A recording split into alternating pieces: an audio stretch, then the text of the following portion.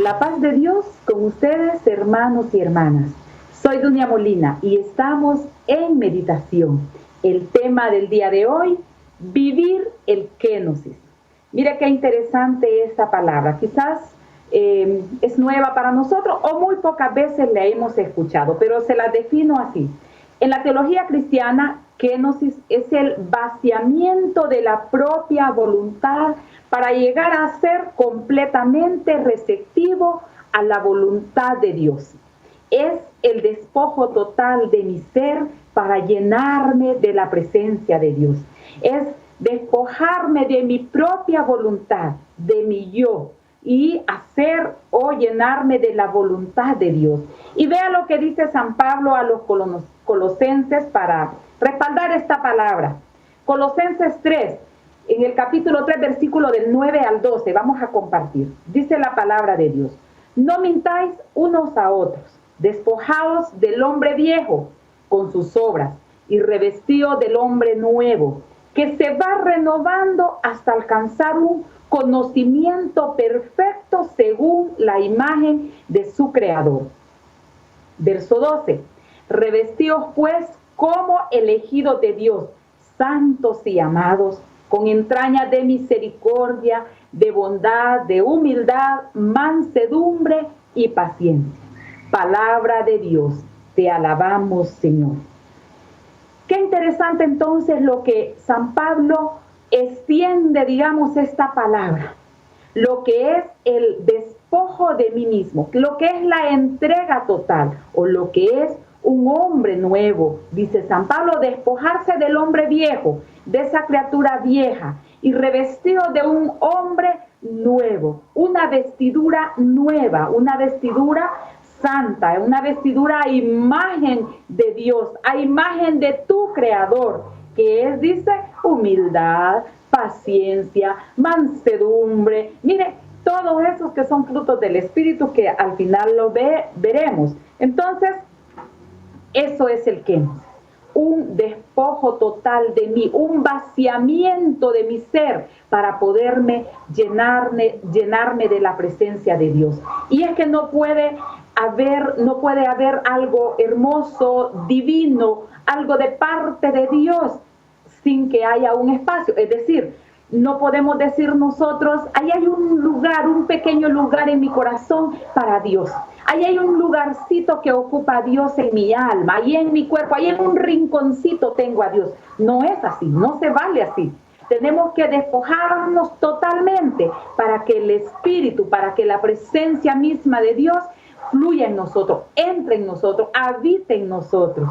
De eso se trata. Tengo que yo despojarme.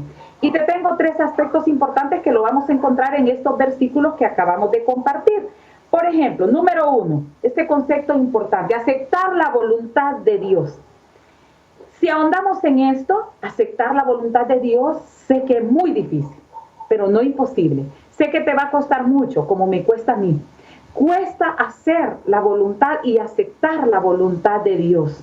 Porque nosotros tenemos, como seres humanos, tenemos nuestros propios planes, nuestros propios proyectos. Y acostumbramos a decir: en tus manos, Señor, pongo mis planes, mis proyectos, esperando que tú le des el visto bueno, esperando que tú le pongas el sí, esperando que tú lo hagas realidad, esperando que tú concedas los deseos de mi corazón. Pues sí, si bien es cierto, es así, pero tiene que ser como la oración de Jesús. Padre, si es posible, aparta de mí esto. Este proyecto tuyo no es muy agradable a mí, me duele mucho. Es decir, vea, Jesús sabía lo que iba a pasar en él, sabía del sufrimiento, del camino al Calvario, y sabía que iba a doler mucho, sabía que iba a sufrir mucho. Y entonces pide al Padre que si es posible que lo quite, pero que si no, que se haga su voluntad. Y esa es la verdadera oración, ese es hacer la voluntad del Padre. Mi Dios, este es mi proyecto, yo no sé si tú lo ves bien, pero que se haga tu voluntad. Y al final, no renegar, aceptar. Se hizo la voluntad de Dios. No era mi plan, no era mi proyecto, pero es lo más lo mejor, es lo más hermoso porque Dios sí lo sabe todo. Y número 2, una vestidura nueva. En el versículo 12 compartimos, revestidos como elegidos de Dios. Una vestidura de hijos de Dios. ¿Cómo son los hijos de Dios? ¿Se parecen al papá? Tiene que parecerse algo al papá. Tiene que tener unos rasgos del papá, ¿cierto? De tal palo, tal astilla, decimos nosotros. Y entonces, esta es la vestidura nueva, revestirnos de una vestidura que se parece al Padre, que nos hace más parecidos a nuestro Creador. ¿Cómo es la verdadera vestidura que dice San Pablo? Con entrañas de misericordia, desde lo más íntimo de mi ser, con todo nuestro cuerpo, como les decía al inicio, no solo un rinconcito, sino que, como dice San Pablo, desde mis entrañas, de todo, con mis riñones, con todas mis vísceras, ¿sí? No solo ahí en las emociones, en el corazón, sino todo mi cuerpo. Alaba al Señor, acepta al Señor, permite que el Señor se adueñe, se apodere y se entre. Eso es, mire, eso es vestidura nueva.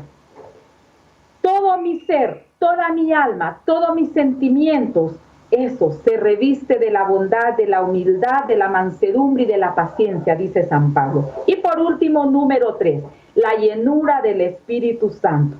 Cuando te despojas de ti mismo, no significa que quedas totalmente vacío.